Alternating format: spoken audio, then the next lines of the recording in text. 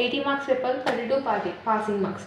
So first మీరు pass కావాలని అంటే క్వశ్చన్ పేపర్ ప్యాటర్న్ అర్థం కావాలి. పార్ట్ ఏలో మొత్తం ఎన్ని క్వశ్చన్లు అటెంప్ట్ చేయాలి? 4 క్వశ్చన్లు అటెంప్ట్ చేయాలి, ఒక్కొక్కటి 5 మార్కులు. వాడు 6 క్వశ్చన్స్ ఇస్తాడు, అందులో మీరు ఎన్ని క్వశ్చన్స్? 4 మాత్రమే వేయాలి.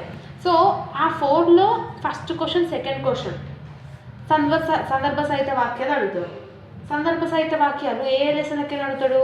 ధర్మజుని వాక్చాతుర్యం నుంచి ఒకటి, విభీషణ శరణాగతి నుంచి ఒకటి, గుణనిధి కథ నుంచి. ఈ 3 లెసన్లకేని ఏవైనా 2 లెసన్లకేని 2 సందర్భ సహిత వాక్యాలు అడుగుతాడు. ఫర్ ఎగ్జాంపుల్ ధర్మజుని వాక్చాతుర్యం నుంచి ఇక్కడ అడిగితే, గుణనిధి కథ అయినా విభీషణ అయినా ఇక్కడ అడుగుతాడు. నెక్స్ట్ సందర్భ సహిత వాక్యాలు నేర్చుకుంటలే నాకు వద్దు అని అంటే కవి పరిచయం నేర్చుకోవచ్చు. ఉన్న లెసన్స్లో అన్ని లెసన్స్లో కవులు ఉంటారు కదా, మొత్తం 4, 5, 6, 7 కవులు ఉన్నారు మీకు. ఆ 7 కవులకైనా ఏవైనా 2 కవుల నుంచి 2 క్వశ్చన్లు వస్తాయి కవి పరిచయాలు. 2 క్వశ్చన్లు కవి పరిచయం గురించి అడుగుతాడు. లేదు అని అంటే ఇక్కడ కొంచెం షార్ట్ లెసన్స్ గురించి అన్న అడుగుతాడు. సందర్భ సహిత వాక్యాలు రైతు ప్రశస్తి, గురు దక్షిణ, గుడిసెలు కారిపోతున్నాయి. ఈ 3 లెసన్లకైనా ఏదైనా 2 లెసన్లకి నుంచి 2 సందర్భ సహిత వాక్యాలు అడుగుతాడు. ఓకేనా? పార్ట్ బిలా 7th క్వశ్చన్ ఏ పోయం. వాడు పోయం ఇస్తాడు, మీరు ఏం రాయాలి? ప్రతిపదార్థం భావం రాయాలి. కవి పరిచయం కూడా అదని వస్తుంది. ఒక పోయం ఏమో ధర్మజుని నుంచి అడుగుతాడు, పోయం వాడేస్తాడు, మనం ప్రతిపదార్థం రాయాలి. ఇంకొక పోయం 7th బి క్వశ్చన్ ఏమో గుణనిధి నుంచి పోయం అడుగుతాడు, సేమ్ దానికి కూడా. సో ఈ 2 పోయమ్స్లకి గుణనిధి దాంట్లో ఓన్లీ 3 పోయమ్సే ఉంటాయి. ఈ 3 పోయమ్స్ నేర్చుకున్నావు అనుకో 15 మార్కులు వచ్చినట్టే. ఇళ్ళనేమో 7 నుంచి 8 పోయమ్స్ ఉంటాయి, అందులోకి ఏది అడుగుతుందో తెలియదు. సో రెండిట్లో 6 ఆప్షన్ ఉంది కాబట్టి ఏదైనా ఒకటే అటెంప్ట్ చేయాలి. కాబట్టి గుణనిధి నుంచి ఈ 3 పద్యాలు నేర్చుకున్నావు అనుకో 15 మార్కులు మీరు అటెంప్ట్ చేస్తారు. ఓకేనా? Next 8th question A, 8th question A, 8th question B 2 SA type answers. ఇక ఎలాంటి క్వశ్చన్ వచ్చినా కూడా ఆ లెసన్ యొక్క సమ్మరీ రాయాలి. ఏ లెసన్స్ నుంచి అడుగుతాడు? ధర్మజుని వాక్చాతుర్యం, విభీషణ శరణాగతి, గుణనిధి కథ. ఈ 3 లెసన్స్ ఉన్నాయి కదా ప్రాచీన పద్య భాగంలో. ఈ 3 లెసన్ల నుంచి ఏవైనా 2 లెసన్లు నువ్వు నేర్చుకున్నావు అనుకో ఈ క్వశ్చన్ అటెంప్ట్ చేస్తావు. ఏవైనా 2 లెసన్లు స్టోరీ నేను చెప్తా, దీని స్టోరీ ఏంది, దీని స్టోరీ ఏంది, దీని స్టోరీ నేను చెప్తా, ఆ స్టోరీని మీరు రాయాలి ఓన్గా. ఓకేనా? ఇది 9th క్వశ్చన్ ఏ, బి ఎక్కడ నుంచి వస్తాయి అంటే రైతు ప్రశస్తి, గురు దక్షిణ, గుడిసెలు కాలిపోతున్నాయి. ఈ 3 లెసన్లు ఉన్నాయి కదా, ఈ 3 లెసన్లకి ఏవైనా 2 లెసన్ల నుంచి 2 క్వశ్చన్లు అడుగుతాడు. ఇందులోకి కూడా ఏవైనా 2 లెసన్లు నేర్చుకున్నావు అనుకో ఈజీగా ఉంటుంది. నెక్స్ట్ 10th క్వశ్చన్ ఏమో గ్రామర్. గ్రామర్లో మీకు ఏమున్నాయి? శబ్దాలంకారాలు ఉన్నాయి, అర్ధాలంకారాలు ఉన్నాయి. శబ్దాలంకారాలు, అర్ధాలంకారాలు నేర్చుకుంటే 15 మార్కులు. అంటే సింపుల్గా మీరు ఆ గుణనిధి నుంచి పోయమ్స్, లెసన్ సమ్మరీస్, గ్రామర్ నేర్చుకున్నా కూడా మీరు ఈజీగా పాస్ అయిపోతారు. మీరు పాటే ఇవన్నీ సందర్భ సహిత వాక్యాలు, కవి పరిచయాలు ఇవన్నీ నేర్చుకోవాల్సిన అవసరం లేకున్నా కూడా. కవి పరిచయం అంటావా? కవి పరిచయం అంటే ఏ కవి గురించి రాస్తున్నారో ఆ కవి యొక్క డేట్ ఆఫ్ బర్త్ కానీ, ఆయన యొక్క ప్రముఖ రచనలు ఏంటి కానీ, ఆయన గొప్ప రచన శైలి గురించి, ఆయన గురించి గొప్పగా రాసినా కూడా మార్క్స్ పడతాయి. షార్ట్కి ఎన్ని సైడ్స్ రాస్తారు? 1, 2 సైడ్స్ రాయాలి. షార్ట్ ఆన్సర్కి 2 సైడ్స్ రాయాలి, 1 పేజ్. లాంగ్కి 15 మార్కులు కాబట్టి 4 సైడ్స్. సేమ్ ఇంగ్లీష్ ఎట్లా రాసినా ఇది కూడా అట్లనే. అంటే లాంగ్కి మాత్రం 15 మార్కులకి 1, 2, 3 ఇంకో బ్యాక్ సైడ్ కూడా 4 కంపల్సరీగా రాయాలి. ఈ కవి పరిచయం ఎన్ని పేపర్లు వస్తాయి అని. ఓకేనా? అర్థమైందా? ఫస్ట్ పోయమ్స్ వేద్దాం. ఏమైంది వస్తుందా? పోయమ్స్ ఎట్లా గుర్తుపెట్టుకోవాలి? ప్రతిదీ గుర్తుపెట్టుకోవాల్సిన అవసరం లేదు. వాడు పద్యం వాడేస్తారని చెప్పినా కదా. ఫస్ట్ మీరు పోగానే పార్ట్ బి స్టార్ట్ చేయండి. పార్ట్ బిలో ఫస్ట్ క్వశ్చన్ ఏంటి? పద్యం స్టార్ట్ చేస్తారు కదా 7th బిది. వాడు ఫర్ ఎగ్జాంపుల్ పద్యం ఇచ్చిండు, దాంట్లో మీరు కంపల్సరీగా కవి పరిచయం రాయాలి, సందర్భం రాయాలి, ప్రతిపదార్థం రాయాలి, భావం రాయాలి. ఈ 4 సైడ్ హెడ్డింగ్ అనేది కంపల్సరీ. ఎందులో? ప్రతిపదార్థం రాసేటప్పుడు ఒకటి కవి పరిచయం,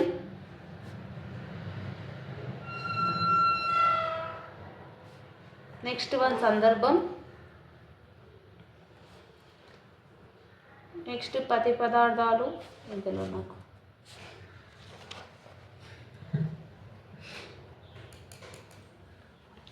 లాస్ట్ 1 భావం. భావము మనం ఏం రాసినామో అదే మనం మింగిల్ చేసి రాయొచ్చు. కైపరిచయం సేమ్ ఉంటుంది, 3 పోయంకి కైపరిచయం అనేది సేమ్ ఉంటుంది. కైపరిచయం ఏంటి, మనం గుణనిధి నుంచి పద్యాలు నేర్చుకుంటున్నాం కదా. గుణనిధి యొక్క కవి ఎవరు, శ్రీనాథుడు. ఈ పద్యం శ్రీనాథుడు రచించిన కాలగండం చతుర్థవాసం నుంచి గ్రహించిన గుణనిధి కథ అనే పాఠ్యాంశంలో ఉంది. గుణనిధి కైపరిచయం చెప్తున్నా, కాశీఖండం కాశీఖండం సారీ. ఇది మాత్రం ఏ పద్యమైనా ఈ 2 లైన్లు ఏవైతే ఉన్నాయో కంపల్సరీగా దీన్ని మీరు బట్టి కొట్టుకుంటారా గుర్తు పెట్టుకుంటారా మీ ఇష్టం, నీట్గా నేర్చుకోండి. ఎవరు రాసినారు ఇది, శ్రీనాథుడు. ఏ ఖండం నుంచి రాసినారు, కాశీఖండం. గుణనిధి లెసన్ అక్కడ నుంచి వచ్చింది. సో విడువకు నీవు అనే పద్యం ఉంది కదా, ఇవి ఫస్ట్ ఒకటి గుర్తుపెట్టుకోండి. విడువకు నీవు అంటే తన సందర్భం ఏంటి, గుణనిధి తల్లి తన కుమారుడు చెడు ప్రవర్తన గురించి అతనికి హితోపదేశాన్ని చెప్తున్న సందర్భం. అంటే ఇప్పుడు ఈ లెసన్ ఫస్ట్ మీరు లెసన్ విన్నాక పద్యాలు చెప్పండి.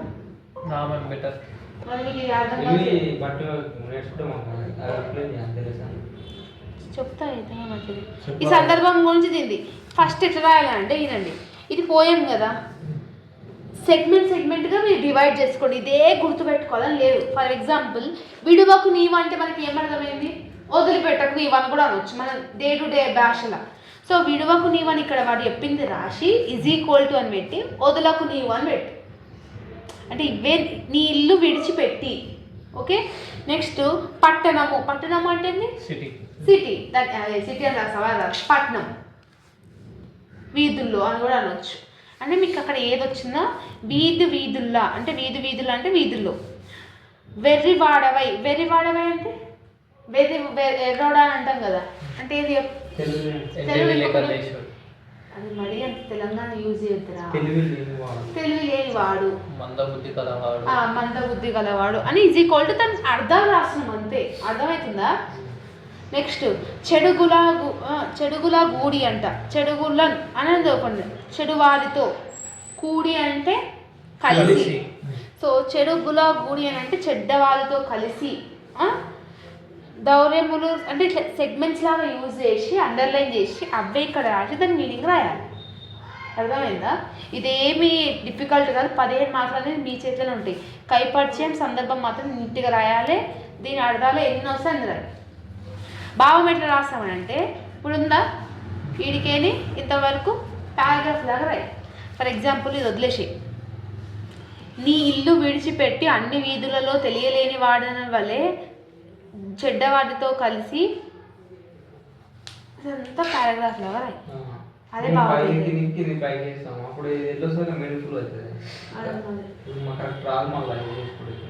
ఎందుకు రాదు మర్చిపోయినాం అనుకో, పైకి కింది పైకి ఎట్లా సార్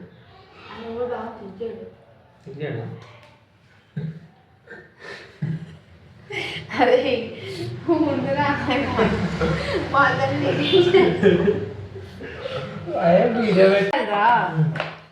నీకు ఈ పద్యంలో ఏం అర్థమైందో నీకు కొంచెం ఐడియా ఉంటుంది కదా, దాని భావం లాగా రాయి అంతే. అర్థమైందా? సో ఈ ఫస్ట్ పద్యం విడవకు నీవు అనేది ఇంపార్టెంట్, రిపీట్ అయ్యే ఛాన్స్ ఉంటుంది కాబట్టి చూసుకోండి. కైపరిచయం సందర్భం ఎందుకంటే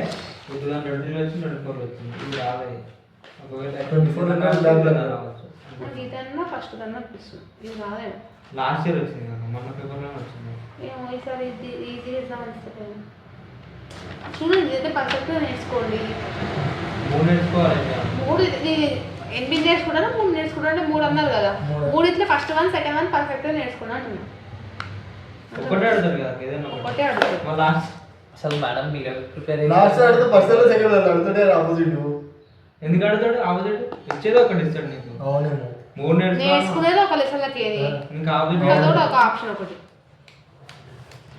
నెక్స్ట్ ఇక్కడ ఏంది, అంగోద్వరమైన అంగ ఉద్వర శరీరాన్ని నలుగు పెట్టే సమయంలో ఇంకా ఆన్ చేయలే చేసే ఉందా సేమ్. ఇది కూడా కైపరిచయం మాత్రం సేమ్ ఉంటుంది ఇడికి ఇంతవరకు.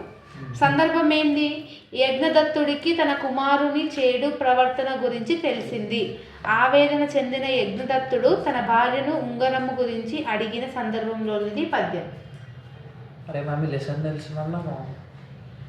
తెలుసా? తెలుసు మమ్మీ శివుడు లెసన్. ఉంటాడు. శివుడు ఉంటాడు, అలా డాడీ ఒక రాజు దగ్గర పని చేస్తాడు, అలా కొడుకు ఉంగరం పత్తాలు ఆడుకుంటా పత్తాలలో కూడా కొట్టేసాడు, అదే కదా తెలుసు మమ్మీ లెసన్. ఇప్పుడు విన్నారా? ఇప్పుడు ఒకసారి కాలేజ్కి వస్తే అప్పుడు కాలేజ్లో ఒక పిల్ల అది ఎడిట్ చేస్తారు కదా. అదే చెయ్యాలి నేను టైం అనుకున్నా. పిల్లలు మాట్లాడుతుంది అట్లనే పెడుతున్నాను. కామెంట్ నీకే బ్యాడ్ వస్తాయి. నాకేంది? వీడి పేరు సత్యచరణ్ అండి, వీడి స్టూడెంట్. సర్దార్ పటేల్ కాలేజ్ కాను పెట్టాను నా నేను భయమా నాకు అక్కడ బండ్లమ్మాయి కాలేజ్ పేరు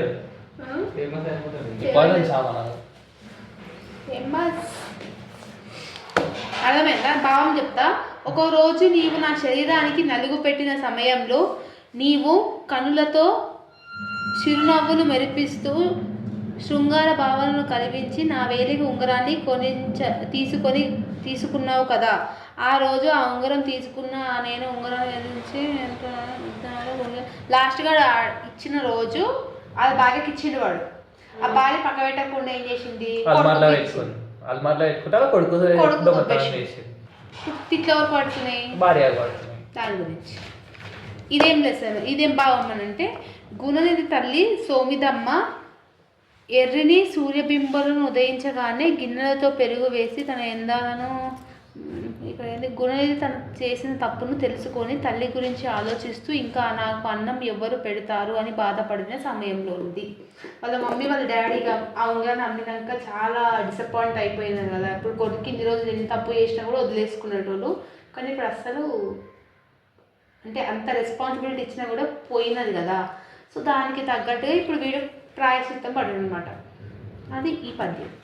పద్యాలు మీ చేతిలో ఏ లైన్లు అండర్ లైన్లు ఉన్నాయి, దానికి అర్థాలు ఏంటి అనేది రేపు ఒక్కసారి ఎగ్జామ్కి ముందు చూసుకుంటే సరిపోతుంది.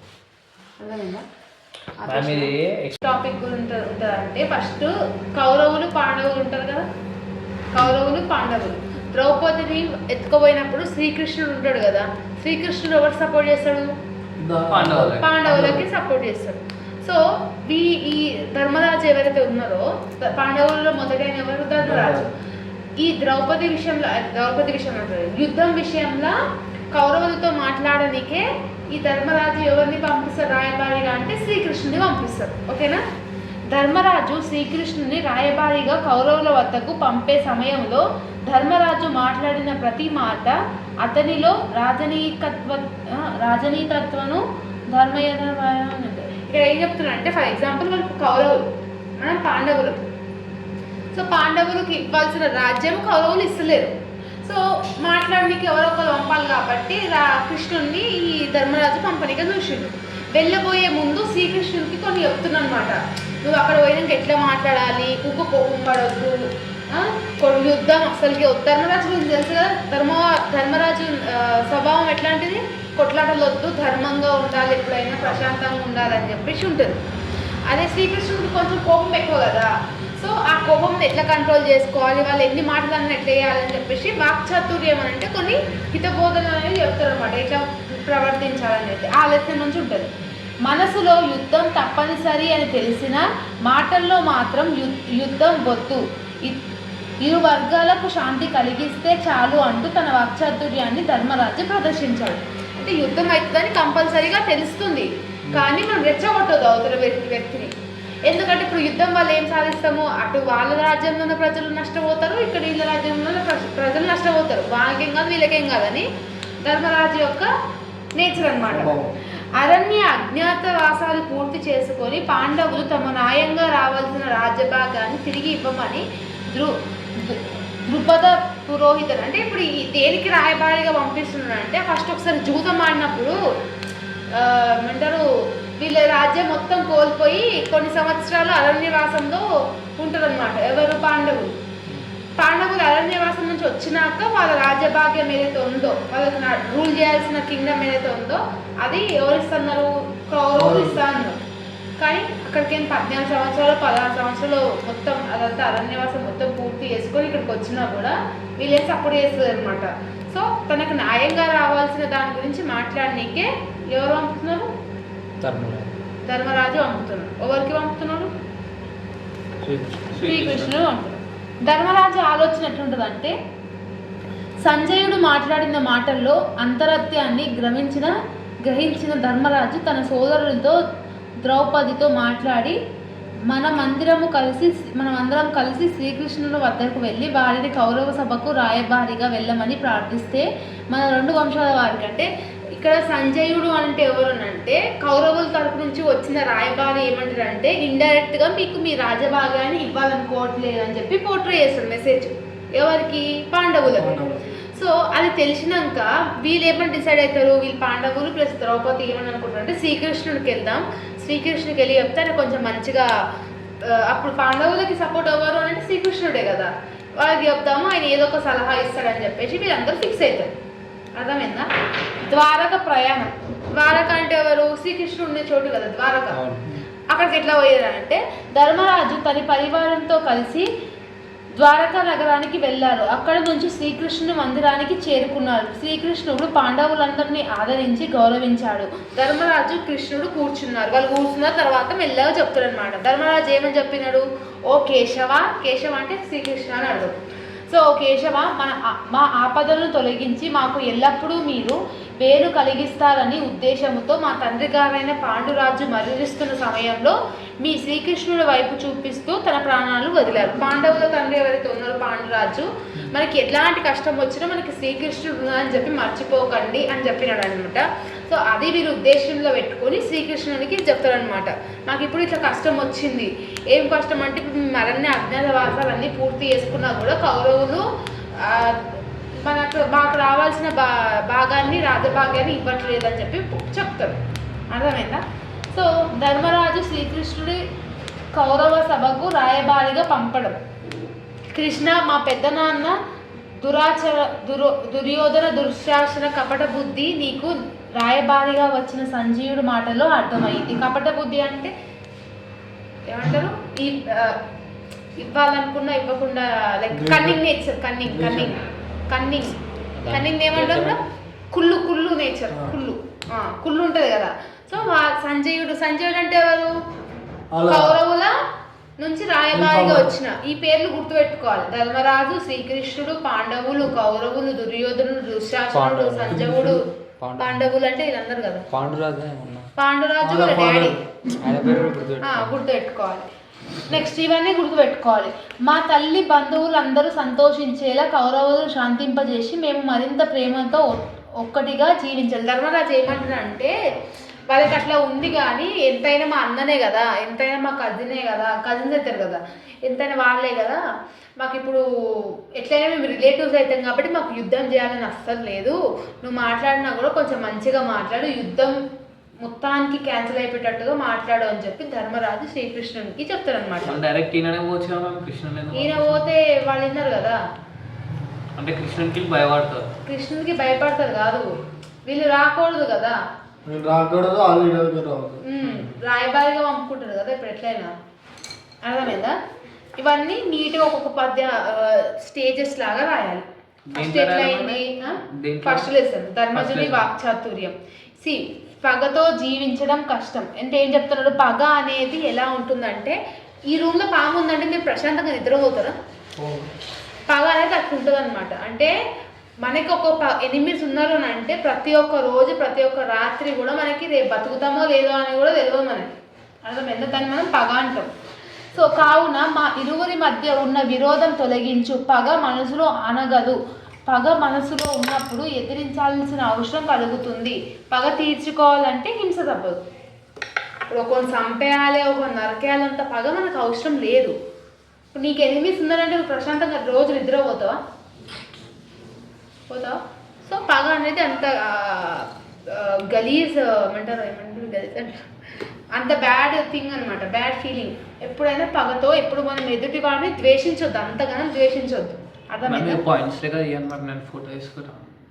ఫోటో తీసుకుని పెట్టిన పగ అనేది ఎలా ఉంటుంది నీకు స్టోరీ అర్థమైంది కదా మళ్ళీ గుర్తు పెట్టుకోవడం ఎందుకు గుర్తు పెట్టుకుంటాం మేము ఇంటికి పోయినాక ప్రాక్టీస్ చేస్తారా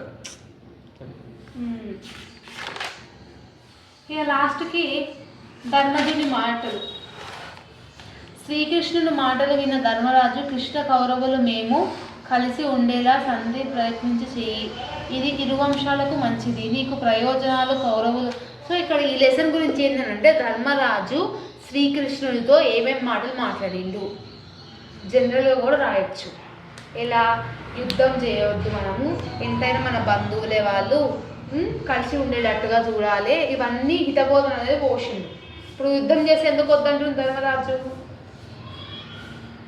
యుద్ధం ఎందుకు వద్దంటే నష్టపోయేది జనాలే నష్టపోయేది మాత్రం జనాలే అని అంటున్నాడు ఆ ఉద్దేశం మేరకు ఈ లెసన్ అనేది ఉంటుంది పగ అంటే ఎట్లుంటుంది ఎనిమి అంటే ఎట్లుంటుంది మనం ఒక పర్సన్కి ఇది ఇవ్వాలి 10 రూపాయలు ఇచ్చేది ఉందంటే అది ఇచ్చేసేయాలి మనం ఒకదాన్ని ఒప్పుకున్నామంటే అది ఇచ్చేసేయాలి సో ఇవన్నీ గురించి ధర్మజుని వాక్చాతుర్యంలో ఉంటుంది అర్థమైందా నేను 3 లెసన్లు చెప్తా ఏ 2 లెసన్లు ఈజీగా అనిపిస్తే అది చేసుకోండి ధర్మజుని వాక్చాతుర్యం ఏంటంటే కొన్ని డిఫరెంట్ వర్డ్స్ అనేది ఉంటాయి అవి కొంచెం గుర్తుపెట్టుకొని మిస్టేక్స్ లేకుండా రాయాలి సో నెక్స్ట్ విభీషణ శరణాగతి అంటే ఏంటంటే రావణాసురుడు సీతాదేవిని అపహరించినది సరైనది కాదని విభీషణుడు రావణుడిని నింద సభలో ఆక్షేపిస్తూ మాట్లాడి తన అభిప్రాయాన్ని వ్యక్తం చేశాడు ఆదిపురుష చూసినా సో రావణాసుడి వాళ్ళ తమ్ముడు ఎవరు విభీషణుడు రావణాసుడి వాళ్ళ తమ్ముడు విభీషణుడు రాముడి దగ్గర నుంచి సీతని రావణాసుడు తీసుకొచ్చినప్పుడు సొంత తమ్ముడైన రావణాసుడు తమ్ముడైన విభీషణుడు ఏమంటాడంటే నువ్వు అట్లా స్త్రీని అపహరించడం స్త్రీని తన తన పర్మిషన్ లేకుండా అలా తీసుకురావడం తప్పు అని చెప్పి అందరి సభలో తన అన్న అయిన రావణాసురుడిని నిలదీసి అడిగినాడు అనమాట ఎవరు విభీషణుడు దీని మీద ఎట్లా రాస్తారంటే విభీషణుడు రావణాసురుని సొంత తమ్ముడు వాళ్ళిద్దరు సోదరులు అని చెప్పి దాని గురించి ఇంట్రొడక్షన్ రాయాలి అర్థమైందా ఆ మాటలు విన్న రావణాసురుడు తీవ్రంగా ఆగ్రహించి విభీషణుని అవమానించేలా మాట్లాడి లంక నగరం నుండి వెళ్ళగొట్టాడు అంత విన్నాక రావణాసుడు ఊరుకుంటాడా అందరిగా గట్టిగా తీసి నువ్వు లంక నుంచి వెళ్ళిపోవాలని చెప్పి విభీషణుడు అంటాడు అప్పుడు విభీషణుడు ప్రాణభయంతో శ్రీరామచంద్రుడిని శరణు కోరడానికి వస్తాడు అంటే తన అన్న చంపేస్తాడని తెలిసిపోయింది ఇప్పుడు విభీషణుడికి ఎందుకంటే నిందించినాడు కాబట్టి సో ఇక్కడ లోకంలో ఎక్కడ ప్రాణ భయం లేకుండా ఉంటాడంటే రాముడి దగ్గరనే కదా రాముడి దగ్గరికి విభీషణుడు వస్తాడు విభీషణుడు ఆకాశ మార్గంలో తన మంత్రులతో కలిసి వస్తున్నాడు అలా రావడానికి కారణం రావణాసురుడు సీత విషయంలో అధర్మంగా ప్రవర్తించడం రాముడిపై ధర్మం ఉంది అందుకే తన వారితో కలిసి రాముడి వద్దకు వస్తున్నాడు ఈ లెసన్ కొంచెం ఈజీగా ఉంటుంది ఈజీగా రాయొచ్చు విభీషణుడు నిందించినాక రావణాసుడు పంపించేస్తాడు కదా సభ నుంచి నగరం నుంచి అప్పుడు ఖచ్చితంగా చంపేశారని తెలుసు అందుకని రాముని దగ్గరకు వచ్చినాడు రాముని దగ్గర ధర్మం ఉంది కాబట్టి అందరూ తన చెంతకు వస్తారన్నమాట అలా ఆకాశంలో ఎగిరి వస్తున్న వారిని చూసిన వానరులు ఆశ్చర్యంతో తలలు పైకెత్తి చూశారు వానరులు అంటే కోతులు వానరులు ఉంటారు కదా తెలుసా వాళ్ళు చూసి ఇంతమంది రావడం చూసి వాళ్ళు అన్ని తలల పైకెత్తి ఆకాశంలో చూస్తున్నారంట వానరులతో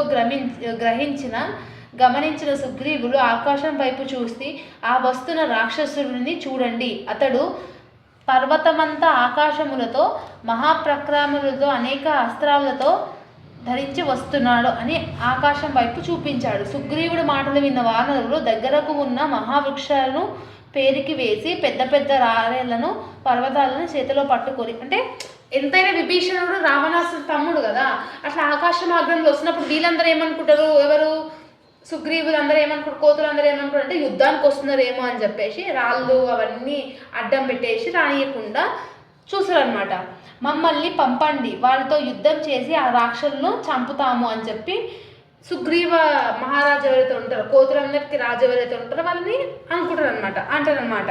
సో విభీషణ ప్రార్థన, విభీషణుడు ఎట్లా ప్రార్థించాడు వీళ్ళందరికీ అంటే, వానరులు మాట్లాడుతున్న మాటలు విని విభీషణుడు, ఓ వానరులారా తొందర పడకండి, నేను మీకు మిత్రుడులాగా అనుకోండి అని చెప్తున్నాను అనమాట.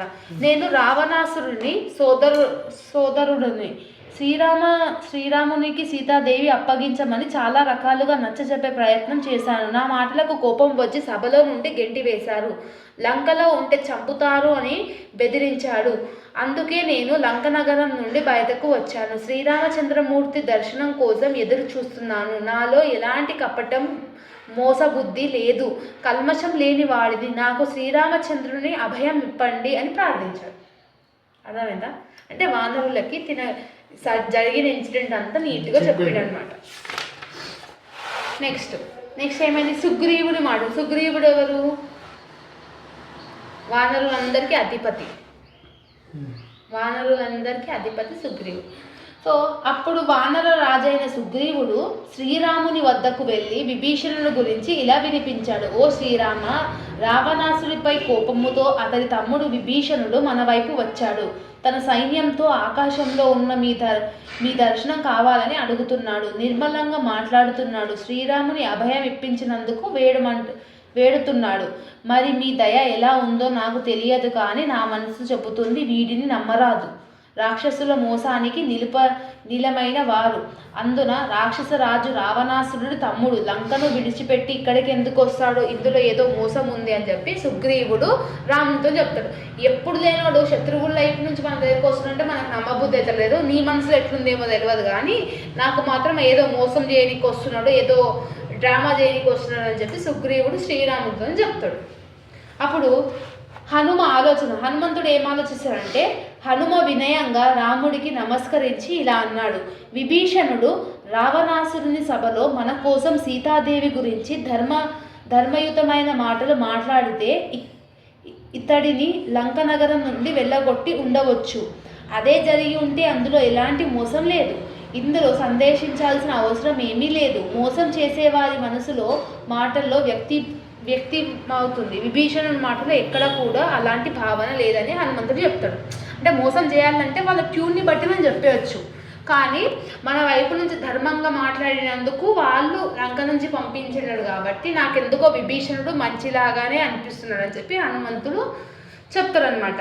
రాముడు ఏం నిర్ణయం చేసుకుంటాడంటే, హనుమ మాట్లాడిన మాటలు శ్రీరామునికి నచ్చాయి. అప్పుడు రాముడు సుగ్రీవునితో ఇలా అన్నాడు. విభీషణుడు మన శరణు కోరి వచ్చాడు. శరణు కోరిన వారు శత్రువులైనా మనం ఆశ్రయించాలి.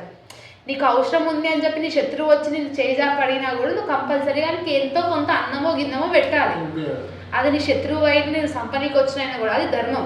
అదే మాట చెప్తారనమాట. శత్రువు మంచివాడా? శరణు కోరిన శత్రువైన రక్షించడం రాజధర్మం. శత్రువు మంచివాడా చెడ్డవాడా అనే ఆలోచన సరైనది కాదు.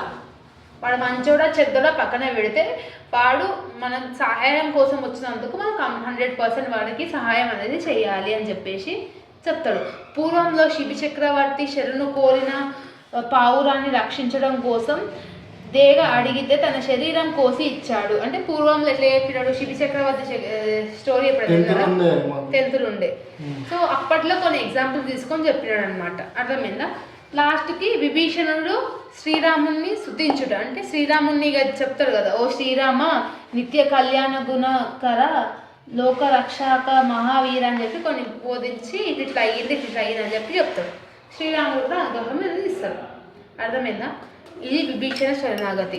అంటే మ్యామ్ ఇది ఇప్పుడు మొత్తం ఒక ఆన్సర్ లాగా నీకు అక్కడెక్కడ ఎక్కడెక్కడ ఏ స్టోరీలు గుర్తున్నాయో చెప్పిన ఇంత స్టోరీలు ఎంతైనా గుర్తుంటుంది కదా, దాన్ని 4 పేపర్లు వేయాలి. దీన్నే మస్తు ప్రాక్టీస్ చేసి రాసేస్తాం. ధర్మజుని వాక్చతుర్యం కన్నా ఇది కొంచెం ఈజీగా ఉంది కదా. ఈ లెసన్ స్కిప్ చేయకండి. నెక్స్ట్ గుణనిధి కథ. అది ఫస్ట్ యూనిట్లోకి వెళ్ళొస్తామా? ఇప్పుడు మీరు ఈ 3 లెసన్లకి ఏంటి 2 క్వశ్చన్లు వస్తాయిరా. ఇప్పుడు ఈ గుణనిధి కథ, విభీషణ శరణాగతి, ధర్మజుని వాక్చతుర్యం 3 ఉన్నాయి కదా. ఇప్పుడు విభీషణ శరణాగతిలోకి వెళ్ళి ఏ క్వశ్చన్ వచ్చి ఇదే రాయాలి.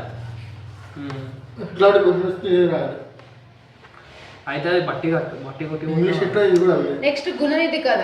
ఈ గుణనిధి కథ ఏంటంటే, పూర్వం శివశర్మ అనే బ్రాహ్మణుడు అనేక తీర్థయాత్రలు చేసి కాశీ, గయా, ప్రయాగ లాంటి పుణ్యక్షేత్రాలను సందర్శించి అట్లా మాయాపురం అనే ప్రాంతానికి చేరుకున్నాడు.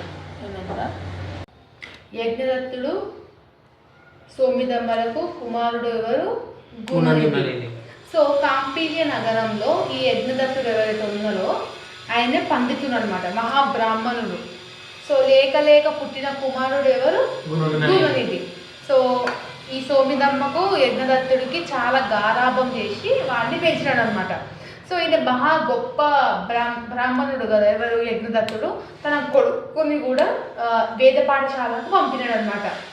వాళ్ళ కొడుకు గుణనిధి ఏదైతే ఉన్నాడో చాలా అందగాడనమాట. అంటే మన్మధుడు ఎట్లుంటాడో దాంతో సమానంగా అందము అంతా మంచిగా ఉండేది అనమాట. సో ఈ వేరే పండితులకు పంపినప్పుడు వీడు చదవకుండా ఏమంటారు జూదం కోసం ఎక్కువ దాని మీద కాన్సన్ట్రేషన్ అనేది చేసిండు. ప్రిఫరెన్స్ కాదు కదా, జూదం మీద ఎక్కువ అంటే చెడు వ్యాసనలకు గురైన అలవాటు పడ్డాడు. సో వాళ్ళు పడేదే కాకుండా ఇంకేం చేస్తున్నాడు, ఈ బ్రాహ్మణులు ఈ అంతా పూజల గురించి దేవుళ్ళ గురించి నీచంగా మాట్లాడాడు వాడు. సో ఇక చిన్న కొడుకే కదా, ఒకగానొక కొడుకు కదా అని చెప్పేసి వీళ్ళు కూడా ఎక్కువ పట్టించుకోవడం కూడా చేయకుండా అనమాట, చిన్నపిల్లవాడే కదా అనేసి. సో అది ఇంత అని పెద్దగా అయినాక కూడా మస్తు అంటే మస్తు ఏమంటారు లేట్ అయిపోయినారు. అంటే బ్యాడ్ హ్యాబిట్స్కి ఎక్కువ అలవాటు పడిపోయాడు అనమాట. సో ఈ యజ్ఞదత్తుడు తన భార్య అయిన సోమిదమ్మకు లేక ఒక ఉంగరాన్ని ఇచ్చినాడు అనమాట. ఉంగరం నవరాత్ర ఉంగరం తనకి ప్రేమతో తన భార్యకి ఇచ్చిండు. ఎవరు? యజ్ఞదత్తుడు. ఈ ఎవరైతే ఉన్నారో గుణనిధి జూదం ఆడి అన్ని పోగొట్టుకొని అసలు అదే తాగడం చేయడం ఇవన్నీ చేసేటాడు అనమాట. సో తర్వాత ఏమైంది, అట్లా ఆ హైపర్గా చేసేసి ఇంట్లో ఉన్న సామాన్లు కూడా తెలియకుండా అమ్మి తాకట్టు పెట్టి జూదం కూడా స్టేజ్కి వెళ్ళిపోయాడు అనమాట. అలా ఒకరోజు యజ్ఞదత్తుడు ఎంతో ప్రేమగా ఇచ్చిన ఉంగరాన్ని సోమిదమ్మ దాచిపెట్టుకుంటే ఆ సోమిదమ్మకు తెలియకుండా ఈ గుణనిధి తీసుకొని జూదంలో పెట్టిండు అనమాట. జూదంలో పెట్టి ఓడిపోయినాక ఈ విషయం తన తండ్రికి తెలిసింది. ఫస్ట్ తన తల్లికి తెలిసినప్పుడు ఏమనలేదు అనమాట, ఎందుకు ఇట్లా అయిపోయినానికి. తన తల్లికి తెలిసినప్పుడు ఇన్ని సంవత్సరాలు కొడుకు చెడు వ్యాసనాలకు ఇవన్నీ గురైనా కూడా అంత ఎక్కువ కోపం వాళ్ళు ఎవరు? యజ్ఞదత్తుడు. కానీ తను ఎంతో ప్రేమతో ఇచ్చిన ఆ ఒక రాజు తనకి ఇచ్చినాడు అనమాట యజ్ఞదత్తుడికి. యజ్ఞదత్తుడు తన భార్యకి ఇచ్చినాడు. అంత గొప్ప ఉంగరాన్ని కూడా వీడు ఇంత కూడా రెక్లెస్గా ఉన్నాడని చెప్పేసి కోపంతో గుణనిధిని ఇంట్లోకి వెళ్ళిపో, ఇప్పటి నుంచి నేను కోపడు అన్నం పెట్టాడు అని చెప్పేసి ఇలా కొట్టేసినాడు. లాస్ట్కి గుణనిధి అనేటోడు పశ్చాత్తాపం పడ్డాడు అనమాట. ఒకప్పుడు పశ్చాత్తాపం అంటే మారిండు కాదు, తప్పు తెలుసుకున్నాడు. కానీ ఇక్కడ ఉన్న వాళ్ళు విలువ ఇస్తారు. ఇప్పుడు ఒకప్పుడు మా అమ్మ డాడీ అన్నం పెట్టిన వాళ్ళు ఇప్పుడు ఇట్లా చేసినారు, ఇప్పుడు నేను ఎంత తప్పు చేసిన నాకు ఇప్పుడు అర్థమవుతుంది అని చెప్పి అప్పుడు పశ్చాత్తాపం పడ్డాడు అనమాట. అర్థమైందా? ఈ 3 లెసన్లకేని గుణనిధి కథ కొంచెం ఈజీగా ఉంటుంది, విభీషణ శరణాగతి ఈజీగా ఉంటుంది. ధర్మజుని వాక్చతుర్యం కూడా అది రావణ ఎత్తుకోవాలి అంతే కదా. ఇది శ్రీకృష్ణుడు రావణ ఎత్తుకునే రాస్తావా? విభీషణుడు గురించి రాయాలి. ఈ 3 లెసన్లకేని 15 మార్కులు తెలుసా? ఏవైనా 2 నేర్చుకుంటే ఇదోటి 15, పద్యం ఒకటి 15, 30 మార్కులు ఇది అయిపోయింది. ఇంకొక లెసన్ నేను చెప్తా, అది నేర్చుకున్నానుకో అయిపోతుంది. సరేనా? ఇది కూడా రైతు ప్రశస్తులు అనేది శ్రీరామపురం అనే గ్రామంలో ఒక రైతు ఉండేటోడు. ఆ రైతు పేరు ఏంటి? సాగరయ్య. శ్రీరామపురంలో ఒక రైతు ఉండేటోడు, ఆ రైతు పేరు సాగరయ్య. ఆ గ్రామంలో సాగరయ్య అనేటైన కాపు రైతు ఉండేవాడు. కాపు రైతు అంట, అదే కాపు అంటే ఏందో తెలియదు కానీ కాపు రైతు ఉండేవాడు. అతడు నిరంతరం కష్టపడే మనస్తాపం అంటే హార్డ్ వర్కింగ్ బాయ్ అనమాట. కష్టపడాలని ఉంటుంది. ఆ గ్రామంలో జమీందారులు పెత్తందారులు రైతులను మోసం చేయడానికి అనేక కుట్రలను, అంటే పూర్వంలో జమీందార్స్ ఉంటారు కదా, వీళ్ళకి పొలాన్ని కైకు అంటారా, కైకులు అని అంటారుగా, కైకి కౌలు కౌలు కౌలుకి ఇస్తారు. సో వాళ్ళు ఏం చేస్తారు, ఎక్కువ పన్నులు లాగడం కోసము తీసుకున్న వడ్డీ కన్నా ఎక్కువ కట్టేలాగా కొన్ని కుట్ర అనేది పన్నుతారు కదా. సో వాటిని ఎప్పటికప్పుడు సాగరయ్య గమనిస్తూ వారి మోసాలన్నిటినీ రక్షించేవాడు. వాడు అంత మోసం చేస్తున్నాడు కాబట్టి ప్రజలందరూ అట్లా మోసపోకుండా అని చెప్పేసి రక్షించేటోడు అనమాట. ఆ ఊరి ప్రజలు కష్ట సుఖాలను తనవిగా భావించి రైతు సోదరులను ధర్మబద్ధమైన హక్కులతో ఎల్లప్పుడూ పోరాటం చేసేవాడు. అంటే ఈ సాగరయ్య ఎవరైతే ఉన్నారో, కాపు రైతు ఎవరైతే ఉన్నారో, సో ఇట్లా జమీందారులు మోసం చేయడం వల్ల చిన్న చిన్న కులాల వాళ్ళు ఏం చేసేటోళ్ళు నమ్ముతారు కదా. ఇప్పుడు ఏం చేయలేక పరిస్థితుల్లో వాళ్ళు ఎంత చెప్తే అంత పన్ను కట్టాల్సి ఉంటుంది. సో ప్రజల సుఖాలను వీనే అనుకొని హెల్ప్ చేస్తారు అనమాట. అర్థమైందా? సాగరయ్య వ్యక్తిత్వం ఎట్లుంటుంది, చాలా మంచి పట్టుదలతో పని చేస్తాడు, అందరికీ హెల్ప్ చేస్తాడు, నీతి నిజాయితీగా ఉంటాడు, ధర్మం వైపే ఉంటాడు అని చెప్పేసి ఓన్గా రాయాలి. నీ లెక్క ఉంటాడు అనమాట మొత్తం. ఓకేనా? సో ఎట్లాంటి పరిస్థితుల్లో అంటే ఎదుటివాడు ఎంత గొప్పోడైనా కూడా ఎదిరించే స్వభావం ఎవరికి ఉన్నది, సాగరయ్యకు ఉంది. అర్థమైందా? నెక్స్ట్ గ్రామ ప్రజల మూఢత్వాలు. ఇప్పుడు వచ్చిందా కాపు